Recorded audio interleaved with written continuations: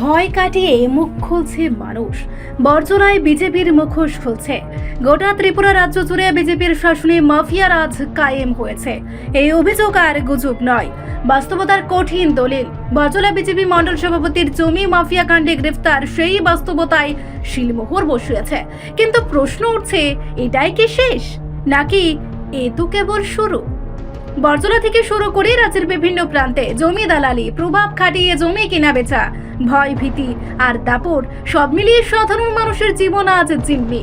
এলাকাবাসীর অভিযোগ, পঞ্চায়েত প্রতিনিধি উষা রঞ্জন দাস থেকে শুরু করে বিজেপি কর্মী সঞ্জীব গোপ ও প্রশান্ত গুপ্তের নেতৃত্বে দীর্ঘদিন ধরেই চলছে মাফিয়াগিরি। 2018-এর পর সরকার বদলের সাথে সাথেই এলাকায় অসহনীয় পরিস্থিতি তৈরি হয়েছে বলেই দাবি মানুষের। বিশেষ করে সঞ্জীব ওরফে বুড়া এলাকার মানুষের কাছে আতঙ্কের প্রতীক। এই সরকারের আমলে আদৌ এই বিচার মিলবে কিনা তা নিয়ে গভীর সন্দেহ। আপনার 4 নম্বর বুথে সমস্যা, জায়গা নিয়ে এসে অনেক কিছু সমস্যা হইতেছে। কিটা ব্যাপারটা হইছে আপনার কাছে একটু জানতে। ব্যাপারটা হলো, মালিক আমার জায়গাটা দান করছে। দান করার পরে আমার বুথ প্রেসিডেন্ট মেম্বার সবাই আছে। কালকে আমি জায়গাটা পরিষ্কার করছি। আজকে দুলাল ঘোষ, পশন, উষা তারা আইসে আমার আক্রমণ করতে গেছে। নাম হলো উষা, প্রশন, বুড়া ঘোষ, দুলাল ঘোষ, প্রসঞ্জিৎ, দুলাল ঘোষ তারা আইসে আমার মারাধরি করতে গেছে।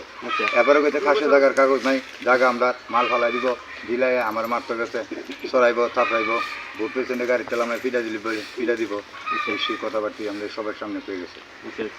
দুলাল ঘোষ গেছে মাত্র প্রথম, দুলাল ঘোষ আগে গেছে প্রথম মারতে গেছে আমার মারতে গেছে। জায়গাটা ঘেরে রাখা, তারা বেড়া দিস লাগে।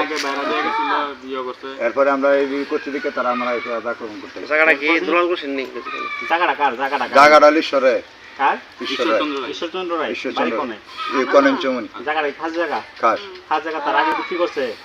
যারা আগে বিক্রি করছে এবারে স্কুল সরে দিয়ে গেছে। তখন বামপন্ন আমলে আমরা দিয়ে গেছি, স্কুল আনছি, তখন কাগজটা তার না। তারা কি বিগত দিনে বুঝতেছেন থাকে গেলে এই বস্তু করতে পারিল অনেক কিছু করতে, অনেক কিছু করতে তো খাসা জায়গা বেচতে তারা এরা তিনজন মিলে। আচ্ছা, উষা, বসন্ত ঘোষ আর বুলাদে কয় ওই টাকাটা তো বেচছে, এই টাকাটা বেচছে 2 ঘন্টা বেচছে সবাই চিনে। একজন একটা নাম আছে না? হ্যাঁ, আচ্ছা আচ্ছা। তারপরে আমি প্রতিবাদ এটা করতাম গেছি পরে, আমি তো নতুন বুঝছো হতে পাইছি, আমি প্রতিবাদ করতাম গেছি পরে। হ্যাঁ, তোমার এখানে তারা সামনে আমার গাড়িতে লামে পিটবো, ট্যাং ভেঙে লাইব, এসব ধরনের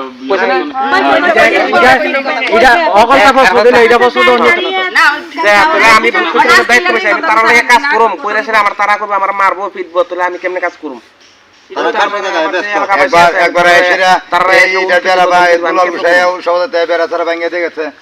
এই যে জায়গাটা বেচছে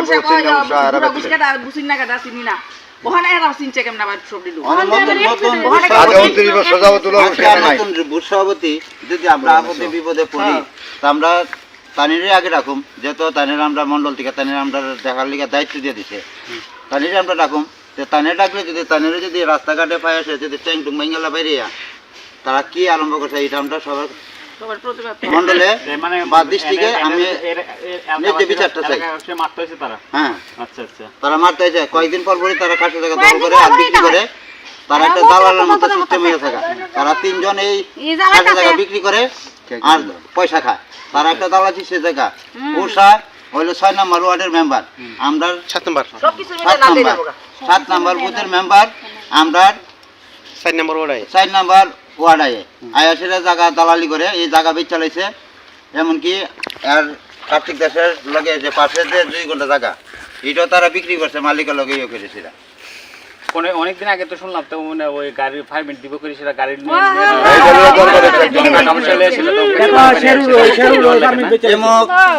একজন আছে তাই মেন্টাল হসপিটালের ওষুধ ও 12 মাস খায়।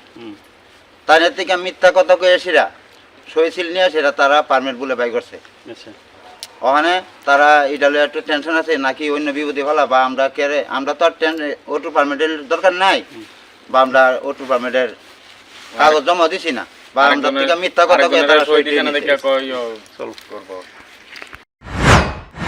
তবে ভয় কাটিয়ে মানুষ আজ রাস্তায় প্রতিবাদী মুখর।